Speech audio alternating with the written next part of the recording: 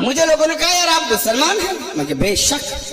उन्होंने कहा मुसलमान होकर गाय को माता क्यों कहते हो, गौ की रक्षा की बात क्यों करते हो। तो मेरा उनको जवाब था, मित्रों जब मैं छोटा था, बच्चा था, हम किसान के पुत्र हैं, हमारी माँ गाय का दूध दूकर हमें वो दूध पिलाती थी। मैं 3 साल का बच्चा था जब गाय का दूध पिलाती थी मेरी माँ। उसी दूध को पीकर जब मैं 56 किलो वेट का हुआ, राजस्थान यूनिवर्सिटी में LLB करने गया, तो उसी दूध की बदौलत मैं पूरे राजस्थान में अपने वेट में कुश्ती का चैंपियन रहा ना। तो मुझे 3 साल में जब वो गाय माता दूध पिलाती थी, तो गाय माता दूध देते वक्त ये नहीं देखती थी कि ये बच्चा हिंदू का है या मुसलमान का है। सवाल भाव से जब दूध देती थी, और जब मैंने 8 बरस पहले दिल्ली से सूचना मांगी कि कितने कत्ल कारखाने हैं जहाँ गाय माता को काटा जा रहा है, तो मुझे बताया गया 2131 ऐसे कत्ल कारखाने हैं जहाँ लाखों का गौवंश रोज काटा जाता है। मैंने एक अलग जगाया, संकल्प उठाया, और मेरा जिंदगी का मिशन मैंने बनाया है। वो कविता मैं सुना रहा हूँ। बहुतों को पता नहीं होगा गौ माता कहाँ से आई, लेकिन अगर अब्दुल गफ्फार का कहना सार्थक हो जाए, सच्चा हो जाए, तो खामोश मत रहना मित्रों। एक बार पौराणिक संदर्भ बताते हैं कि देवताओं और राक्षसों में समुद्र मंथन किया जा रहा था। समुद्र को मथा गया तो कई चीजें प्रकट हुई। 14 रत्न माणिक मुक्ता प्रकट हुए, लक्ष्मी माता प्रकट हुई, अमृत का कुंड निकला, ऐरावत हाथी निकला, और एक वक्त वो आया जब समुद्र में से अचानक 5 गौ माताएं प्रकट हुई। 5 जिनके नाम थे नंदा, सुभद्रा, सुरभि, सुशीला और बहुला। बहुत अच्छे, वाह। ये 5 गौ माताएं प्रकट हुई, तो सवाल ये उठा इनको ले कौन। राक्षसों ने कहा कर ये चौपाया क्या आ गया, हम तो इसे नहीं लेंगे। देवताओं ने अनिच्छा जाहिर की, तो फिर आपकी ताले मेरे अध्ययन को सैल्यूट मांगती है। उस वक्त धरती पर 5 महामुनियों ऋषियों के आश्रम हुआ करते थे। ऋषि जमदग्नि, भरद्वाज, वशिष्ठ, असित और गौतम, इन 5 मुनियों को एक एक गाय दे दी गई जो कान धोनों बनकर जगत का कल्याण कर रही है। उसी गौ माता को कटते हुए देखता हूं तो मेरा आक्रोश उबालता है, और पंक्तियां पढ़ता हूं कि युगों युगों से भरत भूमि की शान रही गौ माता है, और इस मिट्टी के कण कण की पहचान रही गौ माता है। कविता गौ माता की होगी, लेकिन तालियां आपका मुझे शक्ति देगी, मेरे संकल्प को पूरे भारतवर्ष में पहुंचाएगी। युगों युगों से भरत भूमि की शान रही गौ माता है, इस मिट्टी के कण कण की पहचान रही गौ माता है। गौ माता है जिसका अमृत पी के खुद को खड़ा किया, और गौ माता है जिसने हमको पाल पोष कर बड़ा किया। बहुत बढ़िया, वाह वाह। कमजोर तालियां मेरी संकल्प को कमजोर कर देगी। थोड़ी आवाज और बढ़ा दे भैया। कि गौ माता है जिसका अमृत पी के खुद को खड़ा किया, गौ माता है जिसने हमको पाल पोष कर बड़ा किया, गौ माता है जिसकी चर्चा त्रिभुवन में पर्याप्त हुई, गौ माता है जो समुद्र मंथन से हमको प्राप्त हुई, गौ माता है जिसके निस दिन गुरु वशिष्ठ गुण गाते थे, कृष्ण कन्हैया नटवर नागर जिसका यश दोहराते थे। हम ऐसी गौ माता को अब नहीं भटकने देंगे, और शीश भले कट जाए लेकिन गाय नहीं कटने देंगे। बहुत बढ़िया, वाह वाह वाह वाह वाह। पूरे मुल्क में ये कविता पढ़ता हूँ, आधा पंक्ति जनता पूरा करती है। मैं बोलूंगा हम ऐसी गौ माता को अब नहीं भटकने देंगे, शीश भले कट जाए लेकिन आप लोग बोला गाय नहीं कटने देंगे। डायरेक्ट प्रसारण हो रहा, पूरा हिंदुस्तान देख रहा है। वृंदावन की संस्कृति को दिखाना चाहता हूँ। पूरे जोर से पूरा वाक्य पूरा करोगे, जोर से बोलो, करोगे? मोदी जी की तरफ पूछ रहा हूँ, बहनों और भाइयों बोलो, पूरा करोगे? सुनो कि हम ऐसी गौ माता को, उछल जाना, हम ऐसी गौ माता को अब नहीं भटकने देंगे, और शीश भले कट जाए लेकिन गाय नहीं, अरे गाय नहीं।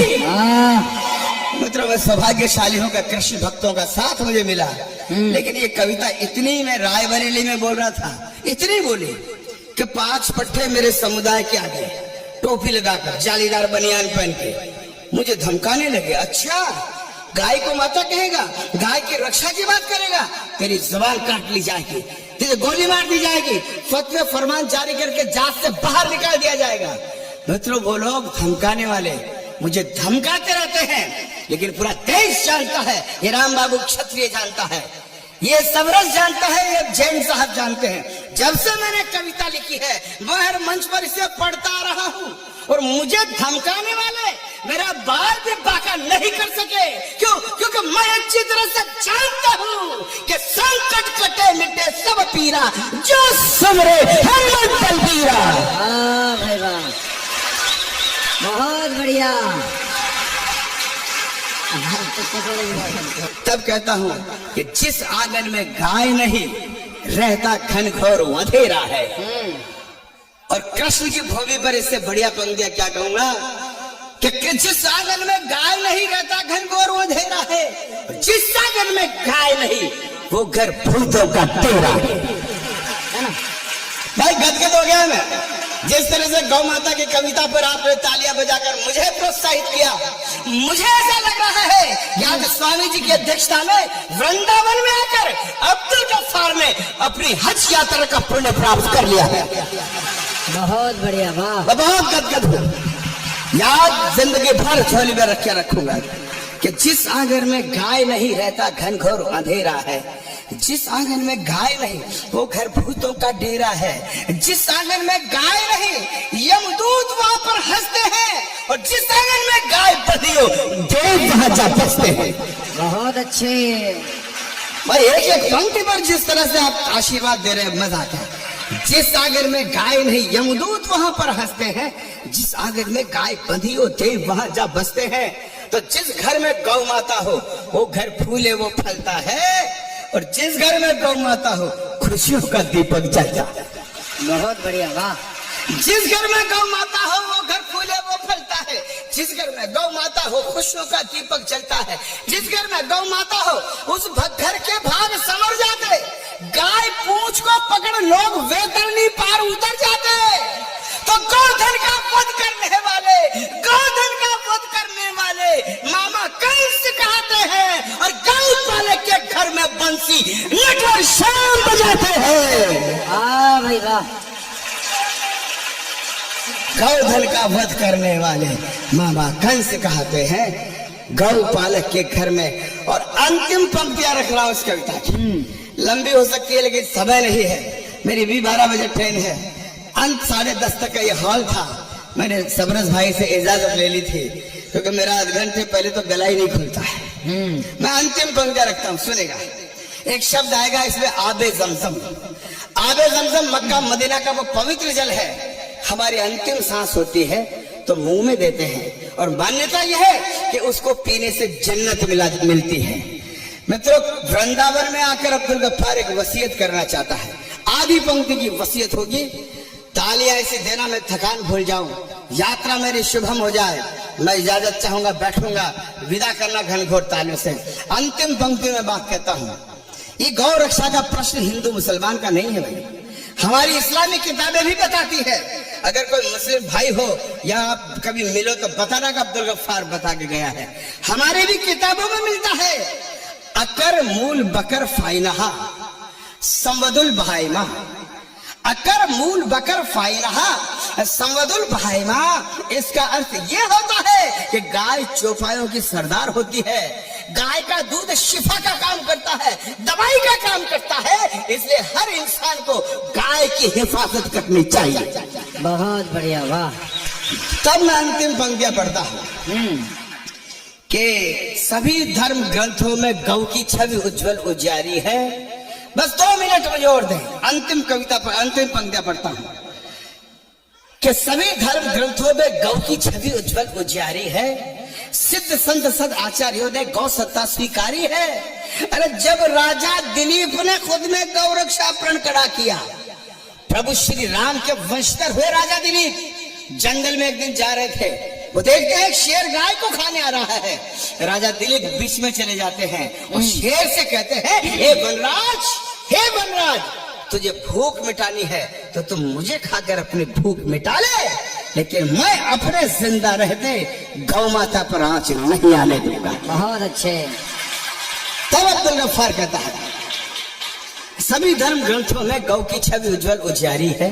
सिद्ध संत सद आचार्यों ने गौ सत्ता स्वीकारी है। जब राजा दिलीप ने खुद में गौ रक्षा पण खड़ा किया, गौ के बदले भूखे सिंह के आगे खुद को खड़ा किया। अंतिम पंक्तियां ऋषि चवन ने मोल स्वयं का एक गाय बतलाई थी। रावण की लंका तक में गौ हत्या पूर्ण मनाई थी। दशम गुरु गोविंद सिंह ने गौ रक्षापण पाला था। महावीर में भरा हुआ गौ का उत्कर्ष उजाला था। अरे महाभारत में जब विराट को दुर्योधन ले आया था, अर्जुन ने अपने बाणों से गौधन मुक्त कराया था। रामायण में जब राघव वन जाने को तैयार हुए, त्रिजट विप्र को गाय सौंपी, पीछे सरयू पार हुए, तो क्या हिंदू क्या मुस्लिम, क्या हिंदू क्या मुस्लिम, सबने गायों का सम्मान किया। हजरत पाक मोहम्मद ने भी गौ सेवा का ज्ञान दिया। हजरत पाक मोहम्मद ने भी गौ सेवा का ज्ञान दिया।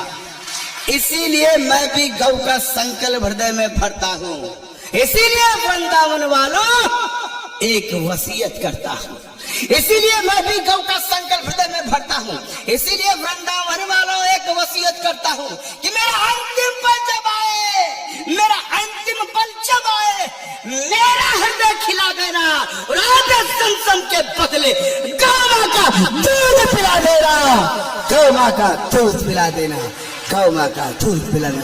बोले गौ माता की, गौ माता की, भारत माता की जय। वंदे वंदे। धन्यवाद।